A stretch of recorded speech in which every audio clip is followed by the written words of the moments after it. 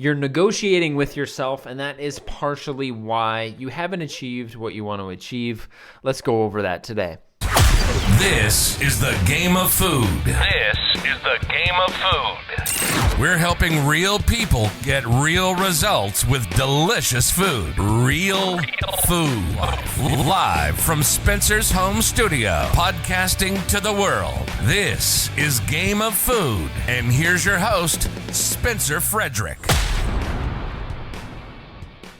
For those of you that have worked with me closely, you know that I am pretty big on language. Not only language that comes out of your mouth, because that's important to know, because language that comes out of your mouth is like a deep-seated thought that you have in your brain, and it's really easy for me to identify bad language. Language that will hold you back from your long-term goal or getting whatever health benefit that you want. And what I see from people is they are negotiating with themselves way too much. There are people I've met that wake up and they're in a program that they're paying for. They're paying for some nutritional thing. They're paying for their gym. They are paying for maybe something even higher level than that. And they wake up in the morning and they say, I wonder if I'm going to do it today. We will see if the stars align. If they align, I will do it today and I will do it perfect.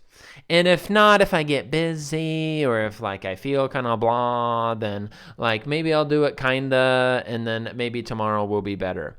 You can't do that. If you negotiate with yourself, yes, you can get some good days. You can get a good streak of 4 weeks in a row where you negotiate with yourself every day and you're like, you know what? No, I'm doing it this time.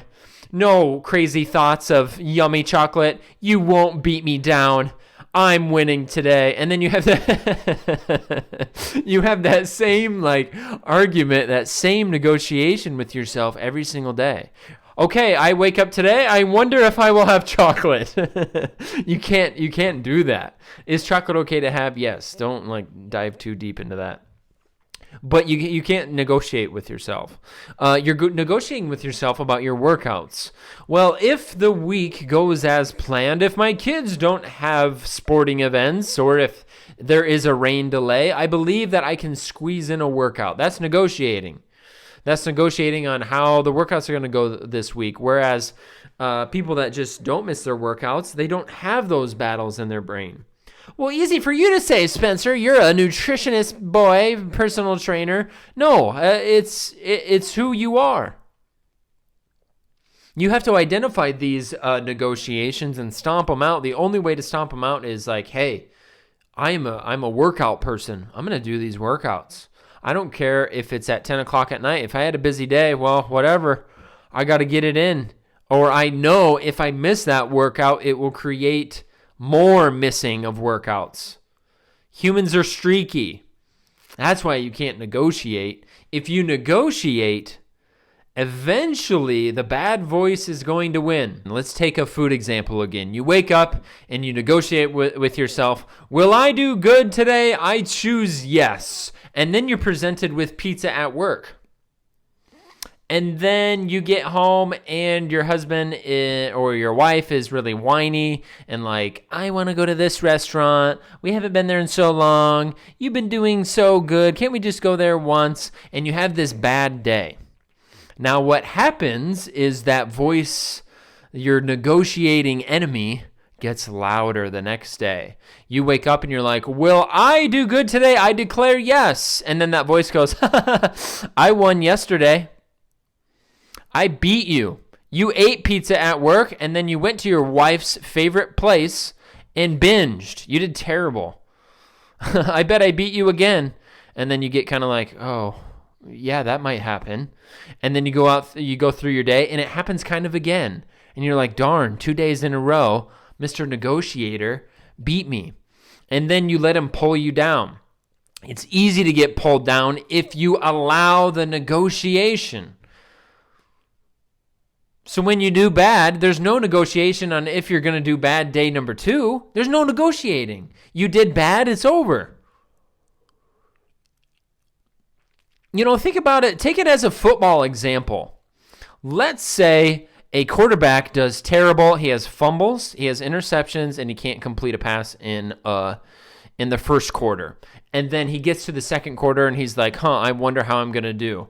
I could guarantee that if he's negotiating with himself, like, man, I hope this goes well, not sure, he's going to have another terrible quarter. He's going to do bad again. That's the same as if you screw up with your nutrition, you can't negotiate the following day, because that's what I see is people are really streaky and they do really well for 4 to 6 weeks, and then they negotiate, they lose those negotiations, and then it creates another streak of doing bad. No more negotiating. Is that easy to overcome? No, but the first step is definitely awareness. Let me tell you the language I hear and can identify if somebody is for sure negotiating with themselves. For example, hey, I went out with the buds last night and they were all having Busch Lights and they kept telling me, have one. And I said, no, I can't. You hear that word, I can't? I know that person is negotiating. They happen to win that night because they told their friends that they can't, but they will lose again in that scenario. Whereas if they're a person that just doesn't do that, there's no negotiating. You don't have to make a statement of, oh, I can't. I'm a person that doesn't do that.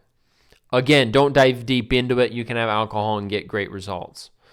But saying the words, I can't have that, is negotiating.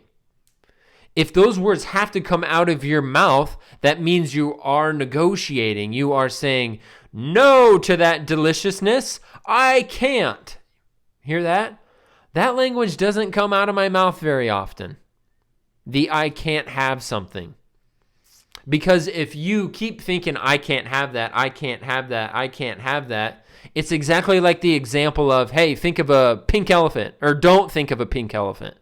If I tell you not to think of a pink elephant, what are you going to think of?